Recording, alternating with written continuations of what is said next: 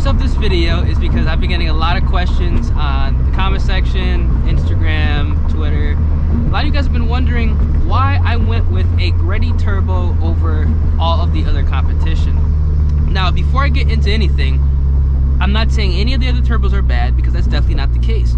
Those other turbos are all fantastic. There really isn't a bad turbo kit.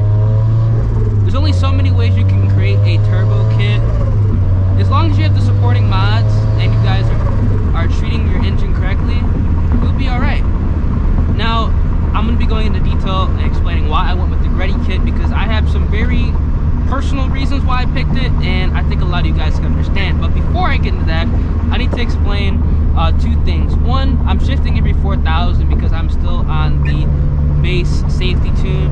I'm getting the dyno tune on the 24th of August, so I can actually fully open up this car, do wide open throttle pulls, and kind of get a real feel and, you know, experience the turbo to its full capacity. Obviously not putting, you know, max boost on the car, but, you know, to its more full capacity. And also, something else I want to go ahead and explain is that I want to explain why I went with a turbo over a supercharger before I get into explaining why I went with this specific turbo kit. Now, at first, I actually wanted a supercharger. I wanted the supercharger because I wanted to have a more linear power feel. I wanted to kind of keep the stock feel of the the FRS, you know, BRZ 86, but just a little bit faster. Now, I actually went ahead and I bought a turbo, or not, excuse me, I went ahead and bought a supercharger, but unfortunately, you know, things didn't work out and that was unable to be put on the car. So I was, you know, I had to go back to the drawing board. I had to go ahead and figure out, you know, what I wanted to do. Did I want to go with another supercharger, or did I just want to go ahead and get a turbo? Oh my God, I love the flutter, man. Or did I want to go ahead with a turbo? So I decided, you know what? I think I've driven the FRS enough, you know, with the stock feel. I've had the car for a year. You know, I wanted to go ahead and kind of change up the pace, you know, do something a little bit different. So I decided to go with the turbo. Now, there was between 3 different turbos that I was going to go with. I was going to go with either the GREDDY kit, the GREDDY T518Z, which is what I ultimately ended up picking up. I was also looking at the JDL UEL turbo, and I was also looking at the full-blown turbo kit. Now, all these turbos are fantastic.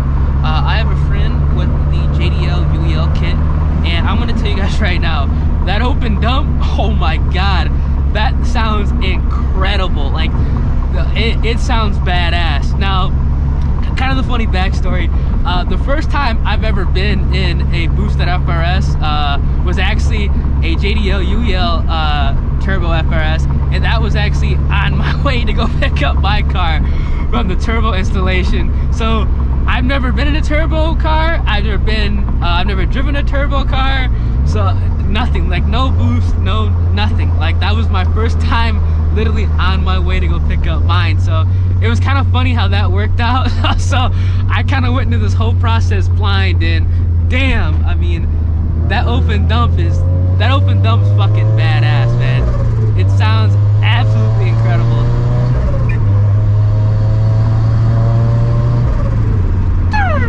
Dude, it's insane. Now, kind of for some backstory, again, this is the first car that I've ever done any type of forced induction. This is the first car that I've boosted, turbo, supercharger, done any bolt-ons. This is the first car that I've learned how to drive stick on, and this is the first car that I've, you know, modified, and that kind of got me into being a car enthusiast. Now, I've always been into cars. I've always liked cars, but there's a big difference between liking cars and knowing about cars, and then actually getting ahead and modifying and doing things to your car. This is the first time that I've done any of this. So I wanted to be extra safe, and the GREDDY T518Z turbo was, you know, the perfect turbo for me. Not only is it safe on the stock motors, or safer on the stock motors, it's pretty much a direct bolt-on kit. I didn't install the turbo myself because I have no idea how to install turbos. So I got that obviously professionally installed. But the turbo itself is safer on the stock block. I can make the power that I want to make reliably without any issues.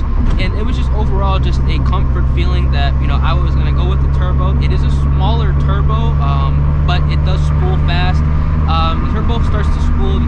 around 2,500, and then you hear the flutter obviously past 3,000.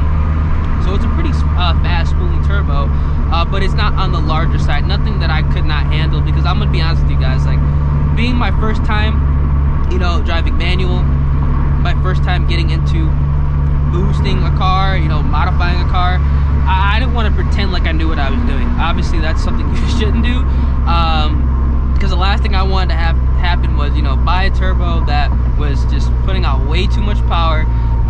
Obviously, it's going to be restricted by the tune, but just getting something that's way too much power that I just honestly, you know, would not be able to handle. You know, you gotta go baby steps, man. You just can't jump directly into things, because, you know, fixing cars ain't cheap, replacing parts ain't cheap, and obviously, since me being the impatient person that I am, you know, waiting to get shit fixed, you know, that's something you can't do in an instant. So that's exactly why I went with the GREDDY Turbo kit. Now, my second option was going to be the JDL UEL kit with the Garrett Turbo. Honestly, I could have went with the JDL UEL kit. The GREDDY Turbo and the JDL Turbo, they both cost literally the exact same. But like I said, I just wanted to be safe. The JDL is a very good turbo kit. I know a lot of people that have it. Like I said, I have a friend that literally has the JDL UEL kit. It's awesome, but honestly, I just felt more safe with the GREDDY Turbo, and the turbo noise, the flutter. I mean, when you're first time going ahead and boosting your car, I mean, just hearing the flutter, it just makes a smile on my face, man. I can barely talk and do this like vlog, because it's just so, it just takes my breath away how just awesome, you know, it sounds. I really like the flutter. Let me know what you guys think down in the comment section. A lot of you guys seem to really enjoy it. It sounds incredibly aggressive, and yeah, that's pretty much like, it's everything I could have wanted, man. Like, safe, reliable power, and, you know, something that I know I can handle. Now, I'm going to be pushing around 270. I'm going to put around 270 on 93, and on 85, I should be around like 330 without actually maxing out the turbo, because I do not want to max out the turbo. So all this is going to be good. It's going to allow me to pretty much, you know, hold and maintain this power reliably, and overall just, you know, have an enjoyable time driving the car, you know, with boost that I can handle, that's safe for the motor.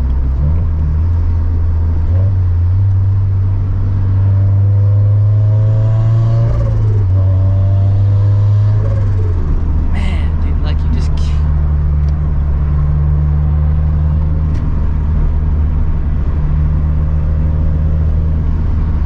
love the sound, man.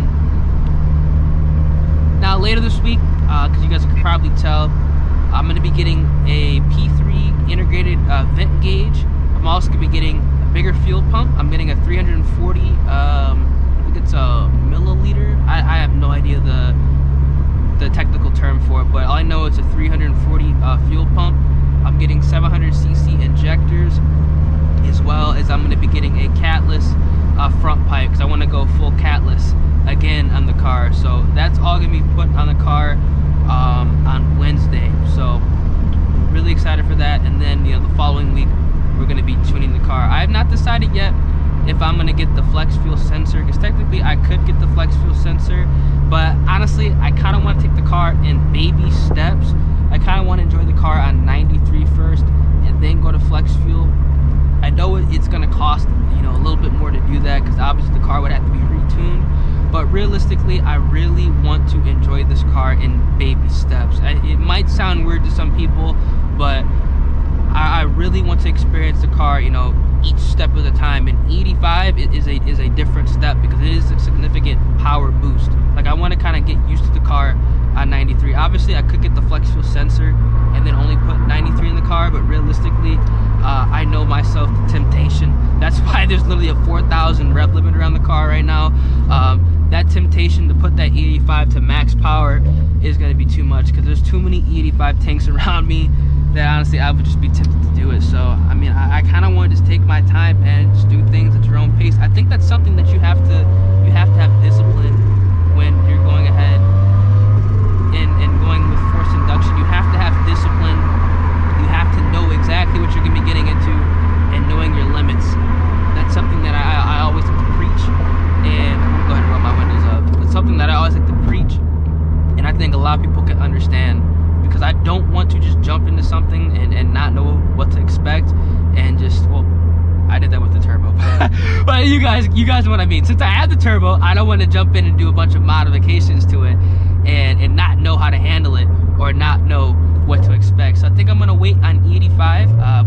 I might, you know, still got like a week technically, and you know, it could get you know, purchased and put on. So we'll see. We'll see. I'm really excited though. Honestly, I'm nervous to hear how the car is gonna sound catless, because I have gone catless before. It was ridiculously loud. Not with this Catback. Luckily, I like the sound this Catback makes with the equal length header. But equal length with the catless front pipe, because this exhaust has no resonator. So I'm kind of curious how it's gonna sound. But you know, I'm hopeful. I think I'll enjoy it. If not, you know, I can always just sell the the front pipe. But we'll find out. It's probably gonna be mad loud. But the turbo does quiet up the exhaust quite a bit. But you know, even with the windows rolled up, I can still hear that flutter. Absolutely love it, man. But again, everybody, thank you guys so much for the support on the channel. It honestly means the world to me. You guys seem to really enjoy my first drive video, which is crazy. That was nerve-wracking. That was incredibly nerve-wracking. I mean, no tune for the first drive back, and then, you know, once I got it tuned up, shout out to Graham at 6 Star. But once I got it tuned up, it was just fantastic. Let's get some more noises in here.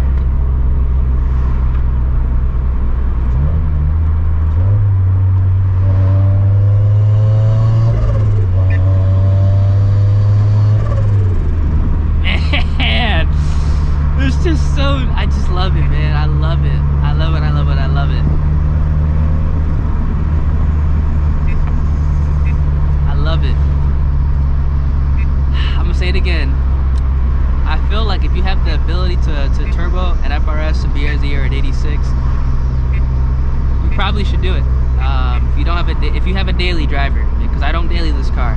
If you have a daily and you have the ability to turbo it, I recommend you guys doing it, because it's fantastic. It's gonna really change the way you feel driving the car.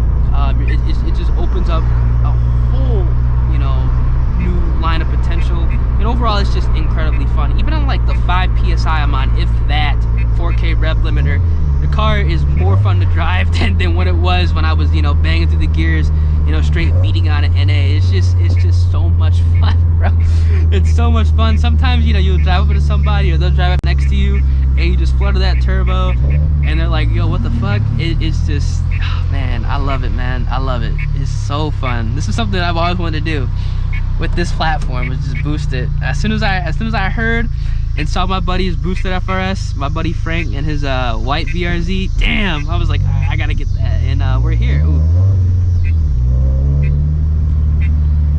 Had a little rough takeoff right there, but I just can't wait, man. Cannot wait till we're fully tuned up.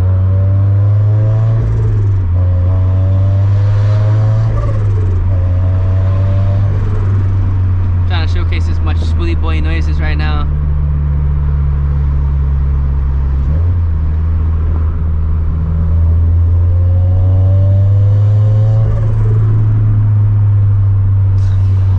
Gotta love GREDDY, bro. You gotta love GREDDY.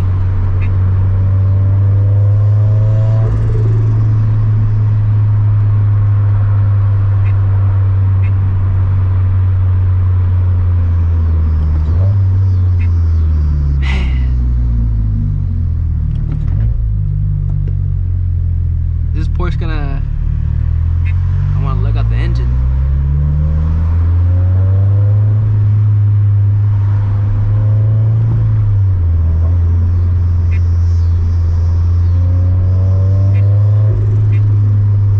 Car is still a work in progress. We still got a lot to do. I do want to get a built motor and have that put in the car sometime around January, February, so I can kind of, you know, break that in while it's cold. So while I'm not really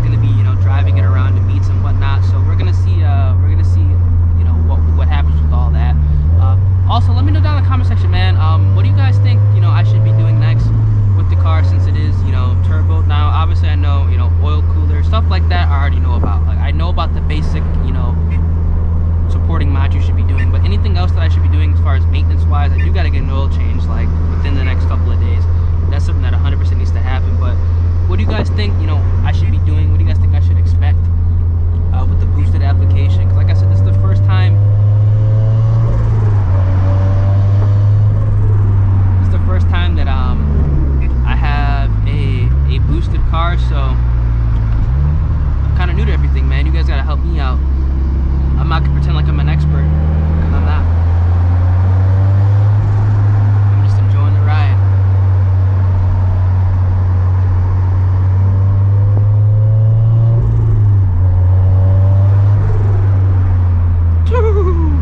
Love it, bro.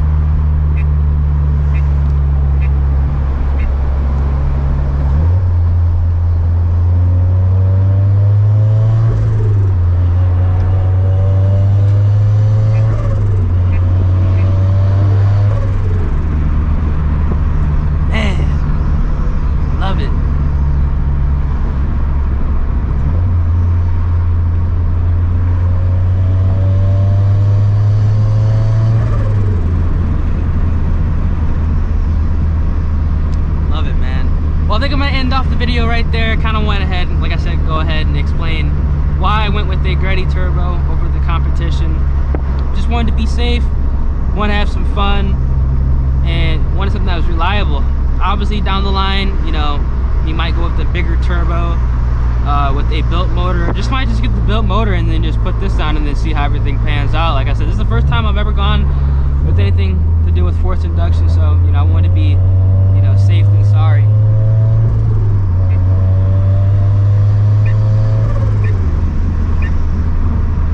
Intoxicating, man. It is literally intoxicating.